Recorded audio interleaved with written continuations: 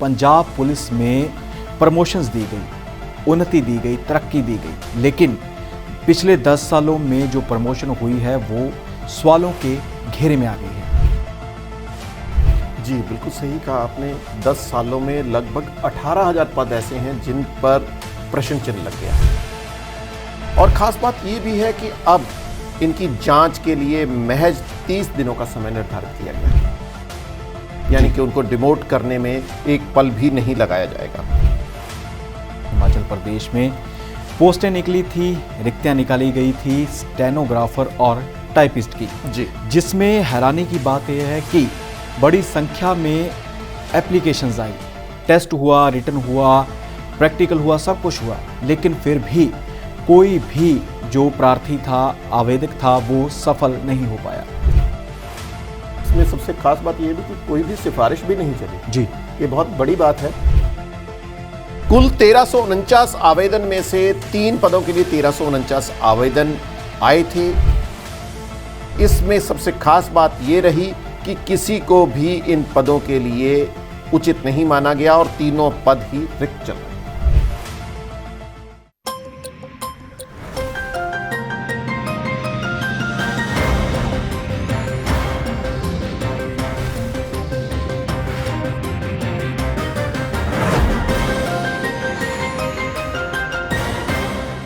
नमस्कार। D5 channel Hindi का खास कार्यक्रम खुलासा न्यूज़ का देख रहे देश विदेश के दर्शकों का मैं धर्मेंद्र संधू स्वागत करता हूं। इस कार्यक्रम में विभिन्न खबरों के ऊपर चर्चा करते हैं। खबरें हिमाचल, हरियाणा, पंजाब, देश दुनिया की खबरें होती हैं। इसी के चलते कार्यक्रम का हिस्सा बनते हैं हमारे साथ सीनियर पत्रकार प्रदीप शाही जी। शाही जी आज भी हमारे साथ मौजूद हैं। सबसे पहले उनका स्वागत करते हैं। शाही जी, स्वागत है आपका।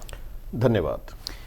शाही जी, सबसे अहम खबर खुलासा न्यूज़ का में खुलासा वो है कि पंजाब पुलिस में प्रमोशंस दी गई, उन्नति दी गई, तरक्की दी गई, लेकिन पिछले 10 सालों में जो प्रमोशन हुई है वो सवालों के घेरे में आ गई है। जी बिल्कुल सही कहा आपने। 10 सालों में लगभग 18,000 पद ऐसे हैं जिन पर प्रश्न चिन्ह लग गया है। जी, और ये प्रश्न चिन्ह 6 डीजीपी की मौजूदगी में दर्ज की गई हैं। जी, और ख़ास बात ये भी है कि अब इनकी जांच के लिए महज 30 दिनों का समय निर्धारित किया गया है। जी, 30 दिनों में इसकी रिपोर्ट की छानबीन करके पेश कर दी जाएगी मुख्यमंत्री के पास, और अगर कुछ भी कमी और कहीं भी कोई किंतु परंतु पाया गया तो उनकी डिमोशन तैयार है, यानी कि उनको डिमोट करने में एक पल भी नहीं लगाया जाएगा। इसमें एक चीज़ बहुत खास बात है संधू साहब, वो ये कि डीजीपी के पास कुछ अधिकार होते हैं कि वह किसी भी अधिकारी या पुलिस मुलाजिम को प्रमोट कर सकता है। जी, और साथ ही इसमें नेताओं की सिफारिश का भी बहुत बड़ा चलन लंबे समय से चलता आ रहा है। जी, और इसके ऊपर आम आदमी पार्टी सरकार ने जो घोषणा की है वो काफ़ी अहम मानी जा रही है। इससे लग रहा है कि भी किसी तरह की भी कोई भी अनियमितताएं सहन नहीं की जाएंगी, चाहे वो किसी तरह की प्रमोशन हो या कुछ और। अब ये देखना होगा कि इसके ऊपर जो डिमोट होंगे वो कौन कौन से अधिकारी होंगे या पुलिस मुलाजिम होंगे, आखिर उन्हें प्रमोशन किस बिना के ऊपर प्रदान कर दी गई। जी शाही जी, साथ ही नौकरी से जुड़ी हुई खबर हिमाचल प्रदेश से भी सामने आ रही है। हिमाचल प्रदेश में पोस्टें निकली थी, रिक्तियां निकाली गई थी स्टेनोग्राफर और टाइपिस्ट की, जी, जिसमें हैरानी की बात यह है कि बड़ी संख्या में एप्लीकेशंस आई, टेस्ट हुआ, रिटन हुआ, प्रैक्टिकल हुआ, सब कुछ हुआ, लेकिन फिर भी कोई भी जो प्रार्थी था, आवेदक था, वो सफल नहीं हो पाया। इसमें सबसे खास बात यह भी कि कोई भी सिफारिश भी नहीं चली। जी, ये बहुत बड़ी बात है।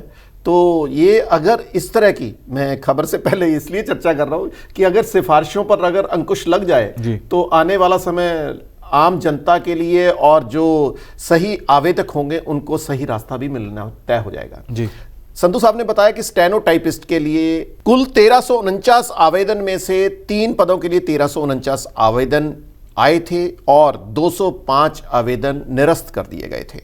और सबसे खास बात कि जो टेस्ट हुआ उनमें 17 लोग ही अपना रिटन टेस्ट पास कर सके और इनमें से 15 को आगे की कतार में शुमार कर दिया गया।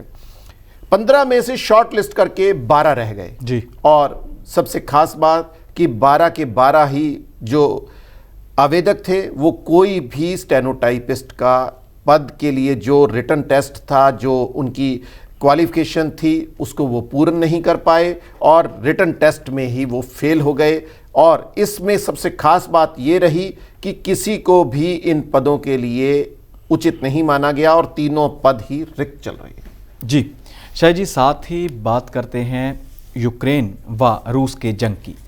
दोनों देशों में तनाव पूरी तरह से बरकरार है। इसी के चलते रूस को बड़े झटके लगते हुए दिखाई दे रहे हैं और बड़ी खबर यह है कि पुतिन की खुद की बेटी मारिया, उसकी जो शादी है वो टूट गई है। काफ़ी जो दावे किए जा रहे हैं इस खबर को लेकर, लेकिन हम इसकी पुष्टि नहीं करते।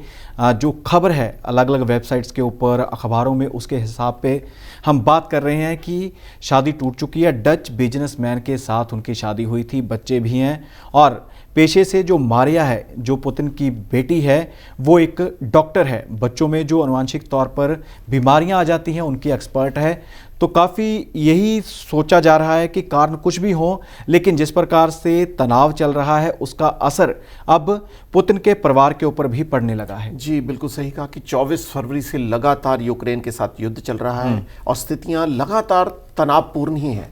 और रूस का ये फैसला अब लोगों की चिंताओं में इतना शुमार नहीं रह गया। उसके कई कारण हैं, क्योंकि रूस खुद परेशान हो चुका है।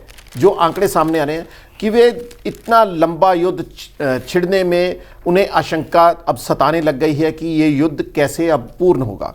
वहीं रूस ने चेरनोहिव पुल को उड़ा दिया है और 2.9 लाख लोगों को कैद भी कर लिया है और इनमें से बड़ी संख्या में बंधक हैं। कईयों को भोजन की भी प्राप्ति नहीं हो रही है। तो स्थितियां काफ़ी तनावपूर्ण हैं और विश्व भर के सभी देश इस मामले को सुलझाने में अपना अपना योगदान देने में जुटे हुए हैं। शाह जी, अगली खबर भी अहम बन जाती है कि भारतीय जहां जाते हैं अपना मुकाम हासिल करते हैं, कामयाबी के झंडे वहां पर फहरा देते हैं। इसी के चलते ही अमेरिकी वायुसेना में एक मूल रूप से भारतीय हैं, वो वायुसेना में सैनिक हैं। तो उन्होंने एक नई पहल की है, लोगों का भी उनको साथ मिला और अब वो वर्दी के साथ कुछ ऐसा करते हैं जिससे भारतीय आस्था, धार्मिक आस्था का सम्मान और भी बढ़ गया है। जी बिल्कुल सही कहा आपने। मूल रूप से गुजराती परिवार से संबंधित दर्शन शाह, जो कि वायुसेना में एक सैनिक थे, अब उन्हें वायुसेना ने, अमेरिका वायुसेना ने उन्हें तिलक लगाने की मंजूरी प्रदान कर दी है। इससे पहले भी संतोष साहब कई बार हो चुका है कि कई देशों की सरकारों ने, कई मिलिट्री में या पुलिस में भी कई सिख लोगों को भी पगड़ी पहनने की और किरपान पहनने की भी मंजूरी दी। जी, ये पहला मौका है कि किसी हिंदू आस्था को भी पूर्णता से सहमति प्रदान की गई है। जी। और शाही जी, बात करते हैं हाई कोर्ट से जुड़ी हुई, कर्नाटक हाई कोर्ट से जुड़ी हुई खबर है। कर्नाटक हाई कोर्ट का बड़ा फैसला सामने आया है कि जिस प्रकार से शादी विवाह सामाजिक बंधन है, जो एक पूरा भरोसे का बंधन होता है, विश्वास का बंधन होता है, जिससे पुरुष व स्त्री एक ऐसे बंधन में बनते हैं कि कहा जाता है कि 7-7 जन्मों के लिए फेरे लिए जाते हैं। तो इसमें कई बार ऐसा होता है कि हालात ऐसे बन जाते हैं कि क्रूरता की हदें पार कर दी जाती हैं, खासकर पुरुष अपना हक समझने लगते हैं महिला के ऊपर। तो इसी के चलते अब high court, Karnataka high court का फैसला है कि शादी का मतलब क्रूरता का लाइसेंस नहीं है। उन्होंने टिप्पणी की है। जी बिल्कुल सही कहा। उन्होंने इस पावन बंधन को पावन बंधन तक ही सीमित कर दिया है। उन्होंने शारीरिक संबंध के मामले पर भी टिप्पणी उन्होंने की है कि इसमें क्रूरता शामिल नहीं की जानी चाहिए, क्योंकि क्रूरता से चाहे वो महिला है चाहे वो पुरुष है, दोनों की भावनाएं आहत होती हैं और इस प्रक्रिया को सही अंजाम देने के लिए ही उन्होंने ये टिप्पणी की है, ताकि भविष्य में इसके किसी तरह का भी कोई केस सामने ना आए। शाही जी, अक्सर जो युवा हैं वो अपना फ्यूचर बनाते हैं और उम्र उनकी जो होती है कि 20 से 25 साल की उम्र के बीच ही उनका कैरियर आगे बढ़ना शुरू होता है, अपना कैरियर का चुनाव करते हैं। लेकिन एक ऐसी खबर है कि एक टेनिस खिलाड़ी हैं जिन्होंने कैरियर शुरू करने की बजाय, शुरू हो गया था, काफ़ी उन्होंने कमाई भी की उससे, लेकिन 25 साल की उम्र में ही टेनिस से संन्यास लेने का फैसला किया है। जी बिल्कुल सही कहा। एशले बार्टी है उनका नाम और उन्होंने 14 साल की उम्र में ही टेनिस में अपना मुकाम हासिल करना शुरू कर दिया था। अब तक वह विश्व में जो बड़ी प्रतियोगिताएं होती हैं टेनिस की, उनमें सिंगल के तौर पर उनके पास 15 खिताब हैं और डबल्स में 12 खिताब हैं। एशले बार्टी की उम्र महज 25 साल है, परंतु उन्होंने अब टेनिस से संन्यास लेने की घोषणा कर दी है। आपको ये भी बता दें संधू साहब कि एशले बार्टी इस समय तक तकरीबन 180 करोड़ रुपए की मालिक है जी। और ये खास बात है, उन्होंने कहा कि मैं अब ज़्यादा समय टेनिस में नहीं दूंगी और अपने सपनों को ही साकार करने में अपना समय व्यतीत करूंगी। जी बिल्कुल जी, दुनिया की एक नंबर की मानी जाती है ये टेनिस खिलाड़ी जिसने ये अहम फैसला लिया है। शाही जी, आप कार्यक्रम का हिस्सा बने, आपका बहुत बहुत धन्यवाद। जी धन्यवाद। सो इसी प्रकार खुलासा न्यूज़ का में नई खबरें, नए खुलासे लेकर फिर हाजिर होंगे। फिलहाल इजाज़त दीजिए, धन्यवाद।